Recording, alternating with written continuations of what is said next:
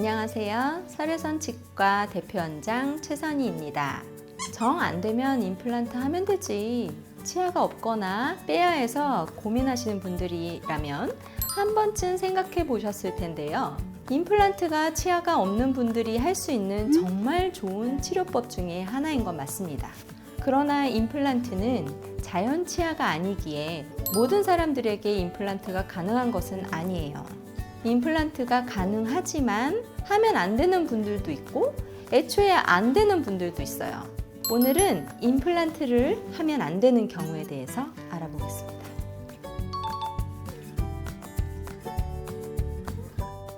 첫 번째는 미성년자입니다.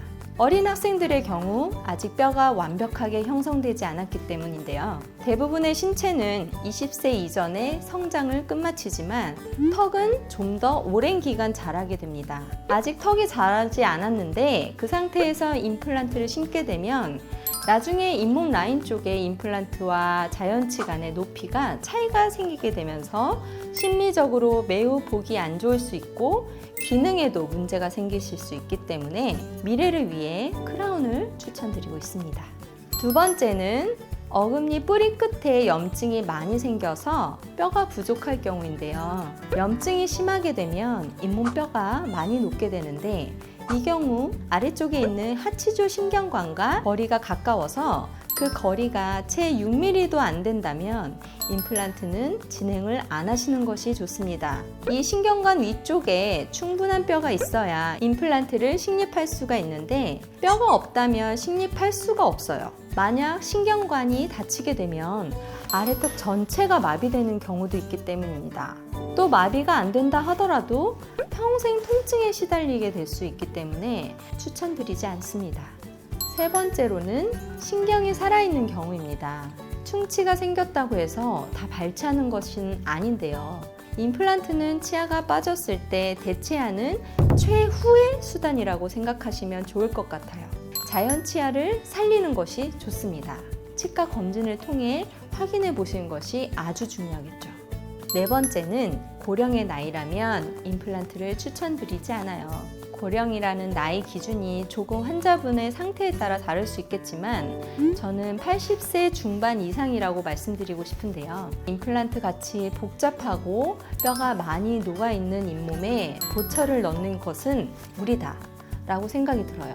이런 분들은 내원하는 횟수도 최소화하고 치료 기간도 최소화할 수 있는 치료를 하는 것이 좋다고 말씀드리고 주로 상실된 치아 옆에 있는 치아를 다듬어서 연결하는 브릿지 치료를 추천드리고 있어요.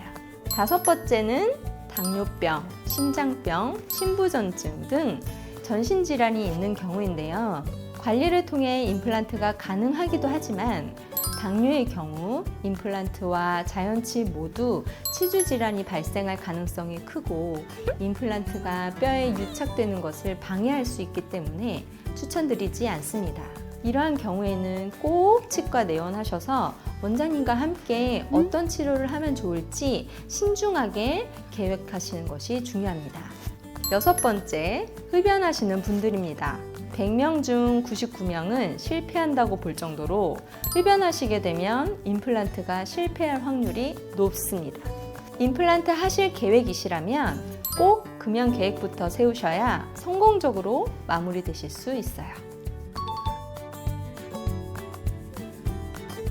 이 부분은 치과 의사마다 조금씩 의견이 다른데요.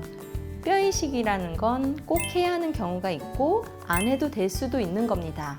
뼈이식은 임플란트 수술할 때 치조골, 잇몸뼈가 부족할 때 이식제로 보강해서 뼈를 더 만드는 시술입니다. 저는 개인적으로 뼈이식은 무조건 해야 한다는 아니라고 생각이 들어요. 수술 시간도 더 걸리고 잇몸을 절개해야 하기 때문에 수술 후 불편감도 더 크기 때문입니다.